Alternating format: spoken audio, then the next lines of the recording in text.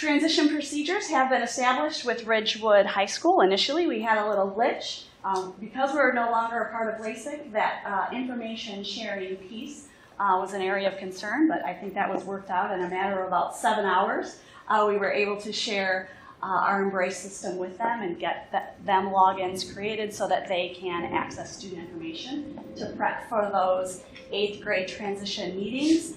Becky Trisolo, our 8th grade case manager and co-teacher over at Giles, has been doing a phenomenal job of communicating with the staff at Ridgewood, working with her students on the transition process, the presentations that they all give at their meetings. She's been working very, very hard with parents to make sure that the students are set up for a successful transition to high school. We're also working on the MTSS problem-solving process, standardizing that. We just had a very lengthy meeting with our team of psychologists today, talking about putting some plans in place and doing a needs assessment within the building to talk about, again, more policies, procedures, transparent communication, information gathering, just making it very clear to staff who do they go to for support, how do they get that support, how are we documenting that support that is needed to be able to identify appropriate services for students as those needs arise. Lastly, and probably the biggest thing that we have happening within the special education department this year, post-withdrawal, is the ISB audit. We are hosting ISB in the district 3 days next week. Wednesday, Thursday, and Friday, the 28th, 29th, and 30th. Sue Taylor will be here from the State Board of Ed to conduct an audit of our special education services post-withdrawal. I did meet with her in late October. Her feedback was very positive. She was extremely supportive, and she definitely helped to prep me and prep our staff for what this visit will entail. The visit will consist of program observation. She'll be walking through our classrooms. She will tour our EC program. She will tour our LEAP program. She will also tour our EC program, as well as a handful of our co-teaching classrooms. She will conduct staff interviews. I will share the parent survey that I referred to previously. I will share that with her. She will also be conducting some IEP file reviews to make sure that our paperwork and procedures are in compliance with the State Board of Ed and all of the rules and regs related to the special education process here in the district. One of my biggest challenges this year with staff is getting buy-in. Why does this matter? Why do we need to make these changes? I understand the special education process. I understand that our students need help, but why all this? Why did we need all this change? Why did we do what we did, and why did we even have to change? And what I can say to you is that the investment in our students has been remarkable. The culture of these are our students, this is our program, and the pride that our staff and that our administrative team feel in being able to provide our students with the very best services that they're entitled to in their home district, it's a really big deal. My goal is for as many students as possible to be able to receive supports and everything that they need right here in Norridge School District 80. To be able to do that, we have to build capacity. To be able to do that, we have to be compliant. To be able to do that, we have to have staff that understand the special education laws and procedures and parents' rights and students' rights. So this has been, an ongoing message over the course of this year. I shared this slide with staff during their special education PLC. We have professional learning committees that take place weekly at Giles and every other week at Lee for twice as long as Giles, so everybody gets the same amount of time, just a little bit of a different schedule. But we talk about why does compliance with the state matter? It matters because they're monitoring our data. Our data matters because it helps us to make better decisions. It challenges us to think about the roles we play and why it's important for us to be able to properly and appropriately identify student needs so that we can set goals, monitor their progress, provide services, and terminate services when those needs are no longer presenting themselves. Our goal in special education is always to provide the least amount of support as possible for a student to be as independent in the public school setting as they can possibly be. The challenge is the perception oftentimes at the IEP meeting becomes that we are trying to pull back on services, or we're trying to reduce the amount of support that we're providing to our students. We're trying to cut costs in some way. And that's certainly not the case. The goal of special education is for our students' needs to be met in the least restrictive environment. And so on an annual basis, at least annually, sometimes more often than that with certain families, we meet with them 2, 3, even 4 times a year. Our goal is always to provide the least amount of services possible for them to be independent. Compliance with ISB also provides greater oversight and accountability, which is great because we all want to do what's best for students, right? So tell us what we need to do, and we can do it. We've got staff that are so motivated to provide the best of what our students need. These are our goals that we start every single professional learning community meeting with for staff. Our goals are to empower staff to use their knowledge and experience to make professional decisions and advocate for students on their caseloads. To provide consistent procedures for staff to follow that support a system of checks and balances. And to maintain integrity of programs while also maintaining compliance with ISB.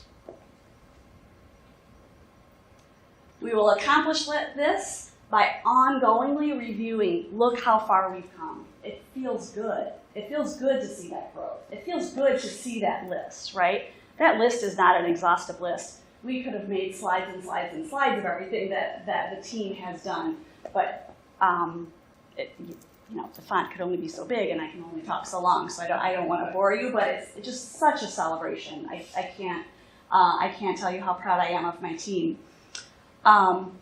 We're also going to have ongoing reviews of our current practices, our staffing needs, our procedures. As I mentioned, I met with the sites today. What's working, what's not working.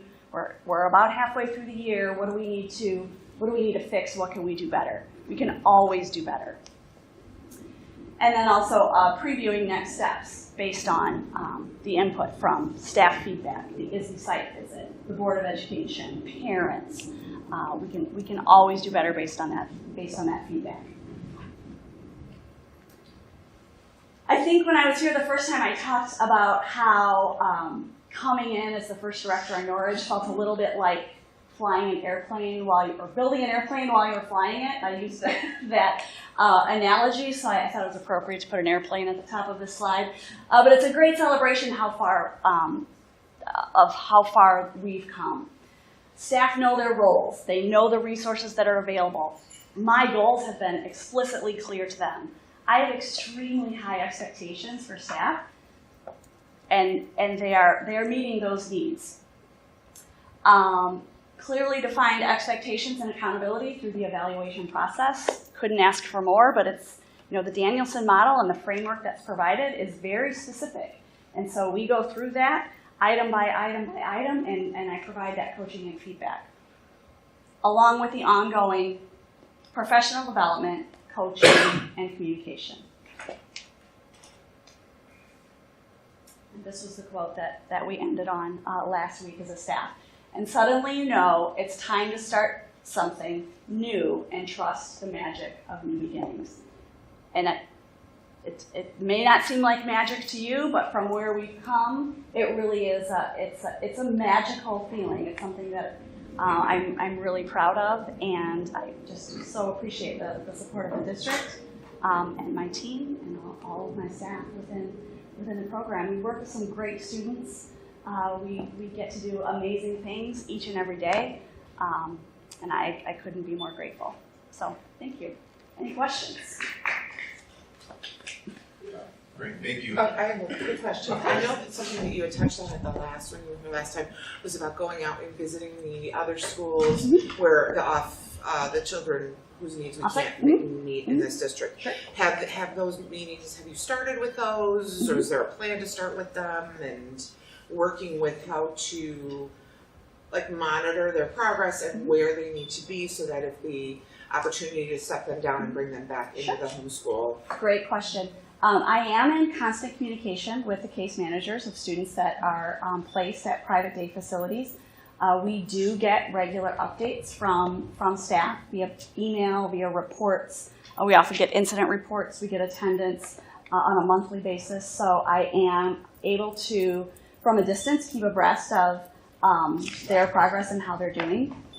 Either I or a representative from my team, oftentimes it's both an administrator and myself, or a school psychologist and myself, depending on the purpose of the meeting. Sometimes it's just a school psychologist that attends those IEP meetings, but someone from the district, at least one person, is always there in person to hear about the student's progress and make recommendations on behalf of the district. So it has been something that has been a team process. I think initially I thought that was going to just be me, but it's a huge task, right? And I do want other team members to have ownership of that process as well, and to be able to give input. Our psychs have been phenomenal in terms of being able to make recommendations, review data, analyze data in those situations, and make recommendations to the team. Are they meeting with these students outside of the educational setting? We have had a student come to Giles for some assessments.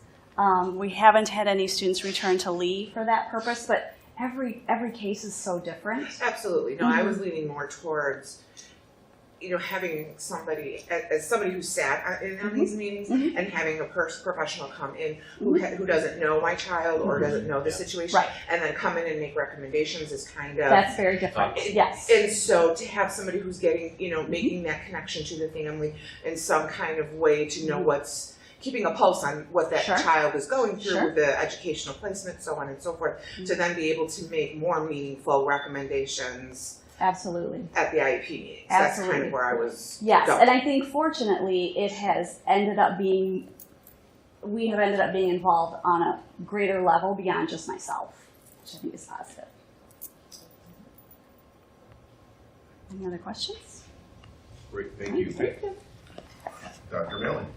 So my administrative report, I'm going to defer to finance. They'll report on some of the information that was presented to the finance committee, and also I'm going to assist with Mr. Alan Kita during his presentation during the communications portion of the agenda.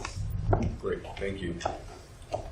Board committees, board policy and development. There is a first reading on. We're gonna get the book today. Great little something for us to review the ongoing keeping up of the board policies. Buildings and grounds. I'll go first. Fox Valley Fire Protection has scheduled the start of the on-site fire detection system that will go into the 5th grade wing. So they will be on-site Monday, November 26th, and we will be installing the fire detection in that wing. So we are on task, and devices and materials have all been ordered and ready to go. Update on the doors. Anderson Lock is almost completed with their installing of the push bars and the